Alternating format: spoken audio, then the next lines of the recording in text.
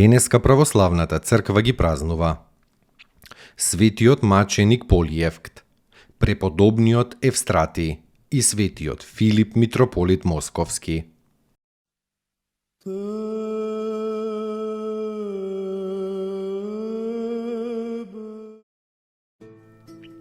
Светиот маченик Полиевкт. Ерменскиот град Мелетина е многу натопен со христијанска крв како и целата ерменска земја. Првата крв за Христа во овој град била крвта на светиот Полиевкт, пролеана околу 259-та за време на Валеријановото царување. Во тој град живееле двајца пријатели, офицери Неарх и Полиевкт. Неарх бил крстен, а Полиевкт некрстен. Кога излегла заповедта на царот за гонење на христијаните, Неарх се подготвувал за смртта, но бил во голема тага што не успеал да го преведе својот другар Полиевкт во православната вера. Кога Полиевкт ја дознал причината за тагата на Неарх, му ветил дека ќе премине во верата. Утредента тој му го раскажал својот сон. Му се јавил самиот Господ во светлина. Го симнал од него старото облекло и го облекол во ново. Пресветло, седнувајќи го во седло на крилест конј. Потоа Полиевкт отишол во градот и ја искинал царската заповед за мачењето на христијаните и искршил многу идолски статуи. Затоа бил мачен и осуден на смрт. Кога бил изведен на губилиштето, тој го здогледал Неарха во толпата од народ и радосно му викнал: "Спасувај се, мој драг другару." Сети се на заветот на љубовта што е утврден меѓу нас. И Неарх подоцна завршил како маченик Христо во оган. Празничниот спомен му е на 22 април.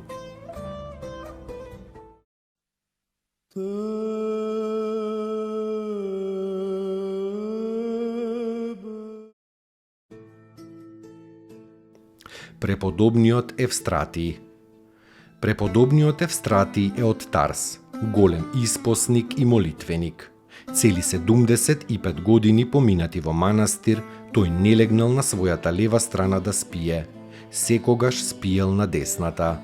За време на Божјите служби од почетокот па се до крајот во себе говорел: "Господи помилуј."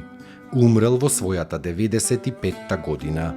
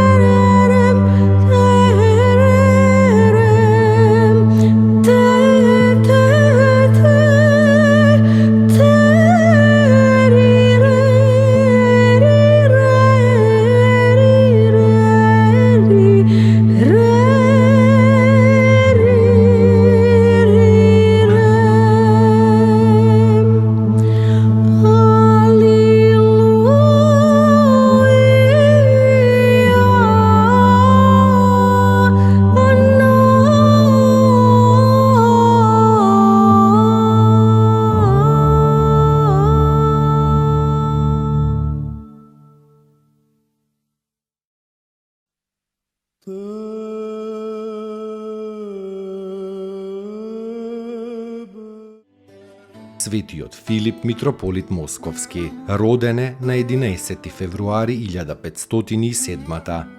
Еднаш како момче стојки во црквата го слушнал свештеникот како од Евангелието чита: никој не може да им служи на двајца господари. Се уплашил многу од тие зборови како да се однесуваат на него. Се просветлил, во исто време и се оддалечил во Солветскиот манастир, каде што по долго и тешко искушение се замонашил. Подоцна станал игумен, засветлил како сонце и целата руска земја разбрала за него. Царот Иван Грозни го довел на испразнетото место митрополит Московски во 1566. Светиот човек, не можејќи рамнодушно да ги гледа лошотиите на царот, почнал да го советува и бестрашно да го изобличува. Царот нашол лажни сведоци против Филипа, го симнал од престолот, му облекол искината монашка мантија па го затворил во Твер.